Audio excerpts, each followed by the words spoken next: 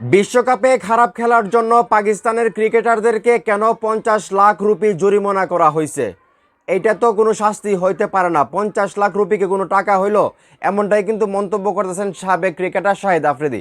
শাহিদ আফ্রিদি মনে করেন পাকিস্তানের ক্রিকেটারদেরকে টি-20 বিশ্বকাপে ব্যর্থতার কারণে আরও বড় ধরনের পানিশমেন্ট করা উচিত ছিল বা বড় ধরনের আর্থিক জরিমানা করা উচিত ছিল। 50 লাখ রুপি নাকি ছোট মানসিকতার পরিচয়, এইটা নাকি আসলে কোনো শাস্তি হতে পারে না। তো কি বললেন শাহিদ আফ্রিদি সেটা আমি হুবহু আপনাদেরকে পড়ে শোনাচ্ছি। তার আগে একটি রিকোয়েস্ট, ভিডিওটা অবশ্যই শেয়ার করে দেবেন। তো শাহিদ আফ্রিদি বলতেছে এরকম সিদ্ধান্তের কারণে বোঝা ওঠা কঠিন, এটা তো খুবই সংকীর্ণ মানসিকতার পরিচয়।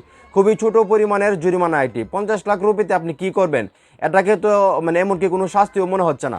মানে উনি পাকিস্তান ক্রিকেট বোর্ডকে বলতেছে আপনারা যে 50 লাখ রুপি জরিমানা করলেন, এই 50 লাখ রুপি দিয়ে আপনারা কি করবেন? এটা তো কোনো শাস্তির মধ্যে পড়তেছে না, এটা তো কোনো জরিমানা হইতে পারে না। মানে শাহিদ আফ্রিদি আসলে খুশি হইতো যদি তাদেরকে 5-10 কোটি টাকা করে আসলে জরিমানা করা হতো। এবং আমরা জানি ক্রিকেটারদের ইনকাম কতটুকু, কত কোটি টাকা তারা ইনকাম করে প্রতি মাসে। সেখান থেকে আমারও মনে হচ্ছে 50 লাখ রুপি আসলে তাদের এরকম একটা ক্ষতি হবে না, হাসতে হাসতে তারা এই টাকাটা দিয়ে দেবে।